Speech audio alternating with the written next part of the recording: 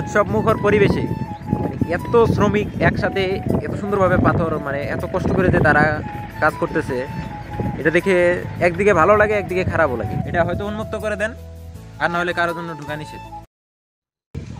আসসালামু আলাইকুম everyone, welcome back to the new episode, new video. আশা করি সবাই ভালো আছেন। আপনাদের দয়া আজকের মতো দ্বিতীয় নাম্বার ট্যুরে আমরা আসছি। এটা হলো মিনি বাজার।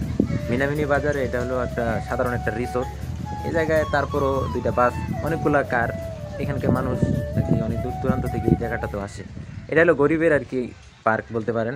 আশেপাশে চা বাগান, চতুর্পাশে জঙ্গল।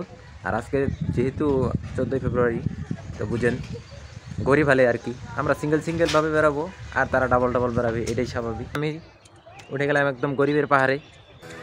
পাহাড় মানে কি, এটা মানুষই বানাইছে আর কি, এটা মাটির টিলা হয়তো এন আর কি গোল করে দিছে। আর এটা আমার মনে হচ্ছে যে কাজী অ্যান্ড কাজী টি রিসোর্টের মালিকেরই একটা জায়গা, মিনা বাজার। তো এখানে সাধারণভাবে একটা পার্কের মতন, চতুর্পাশে চা বাগান। হয়তোবা সেই কাজী অ্যান্ড কাজী টি রিসোর্টের মালিকই এই জায়গাটাতে একটা আর কি মানুষের জন্য পার্ক করে দিছে। তবে এখানে ঢুকতে গেলে কোনো টিকিট লাগে না, এজন্য আর কি বেঁচে গেছে। আমি তো ফ্রি ছাড়া কোনো টাকা দিয়ে কোনো ওখানে ঢুকতে রাজি না।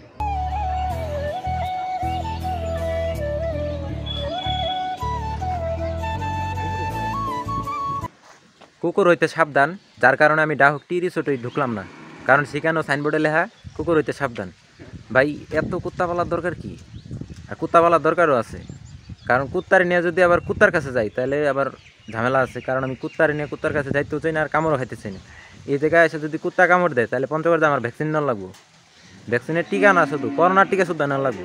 বলা চলে যে তেঁতুলিয়ার অর্ধেকেই কাজী অ্যান্ড কাজী টি রিসোর্টের মালিক, চা বাগান করে রাখছে, গরুর ফার্ম, এদিকে আবার পুকুর আছে, ওইদিকে আবার রিসোর্ট করে রাখছে।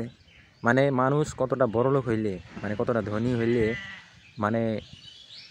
চা বাগান করতে পারে। 4000 বিঘা নাকি এখানে খালি চা বাগানেই, গরুর ফার্ম, ভেড়া, হাঁস, মুরগি হইতে যত কিছু আছে সব কিছুই করছে। এটা হলো কাজী অ্যান্ড কাজী টি রিসোর্টের আর কি ডেইরি ফার্ম। এখান থেকে গরুর দুধ উৎপাদন করা হয়। তো আমার সাথে আরও 2জন গেছিল, গেটের ভিতরে ওরা ঢুকছে। ওই কুত্তা দুইটার দেখে আর বাকি যে কুত্তাগুলো এখানে পুষতো এত ঘেউ করতেছে, ভয়ের চোটে। ওই কাজী টি রিসোর্টের এই যত চা বাগান দেখতেছেন সমতল ভূমির, আমার দিকে দেখ, সমতল ভূমিতে যত চা বাগান দেখতেছেন সব কাজী অ্যান্ড কাজী টি রিসোর্টের মালিকের। সমতল ভূমিতে যদি চা বাগান দেখতে চান তাহলে অবশ্যই আপনাকে পঞ্চগড়ে এই তেঁতুলিয়া আসতে হবে।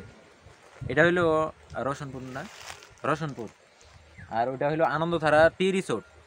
সেখানে ঢুকতে গেলে অনুমতি লাগে।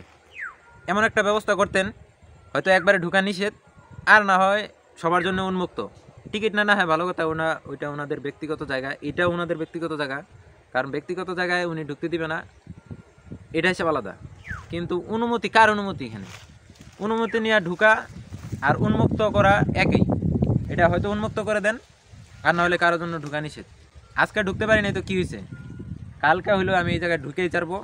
কারণ মোবাইলে দেখতে দেখতে আর দেখতে ইচ্ছা হয় না। নিজের চোখে দেখা আর মোবাইলে দেখা এটা পার্থক্য আছে। চলেন সামনে আর কি জায়গা আছে আমি জানি না, যেদিকে দু চোখ যায় সেই দিকে আমরা।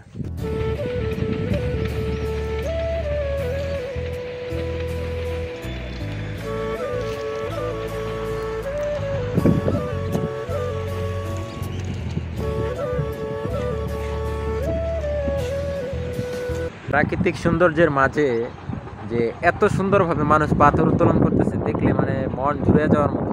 আর এখানকার বাতাসটা এতটাই ক্লিন, নিঃশ্বাসটা খুবই ভালো লাগে।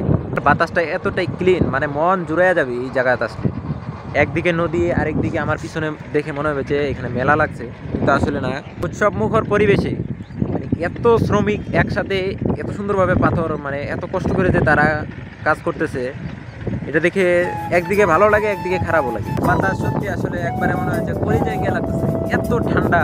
নিজের জেলা না করলে, নিজের দেশ না করলে আসলে বুঝতে পারবেন না যে প্রকৃতি কতটা সুন্দর। এখানকার নদীটা যেমন সুন্দর, এখানকার মানুষ সুন্দর, এখানকার রাস্তাঘাট সুন্দর, এখানকার বাতাস সুন্দর, এখানকার পাথর সুন্দর। আর যেহেতু আমার জেলা পঞ্চগড়, কারণ নিজের জেলার প্রশংসা সবাই করে, তারপরও বাংলাদেশটাই সুন্দর। এখানকার প্রাকৃতিক সৌন্দর্যের এত সমারোহ, যেটা বলার বাহিরে। আর এখানকার মানুষ এত কষ্ট করে পাথর উত্তোলন করে যে পাথরের দিক দিয়া কিন্তু আমাদের পঞ্চগড়ই সেরা। পঞ্চগড় জেলা কিন্তু 1 নম্বরে আছে, আর চা উৎপাদনের দিক দিয়ে 2য় নম্বরে আছে। তো তো আজকের এই ব্লগটা আমি আর বেশি কন্টিনিউ করতে চাইতেছি না, কারণ ঘুরতে ঘুরতে এখন প্রায় আর কি বেলা নামে যাচ্ছে। তো ব্লগটা এখানে শেষ করতেছি। সবাই ভালো থাকেন, সুস্থ থাকেন, দেখা হবে নেক্সট কোনো ভিডিওতে। আল্লাহ হাফেজ।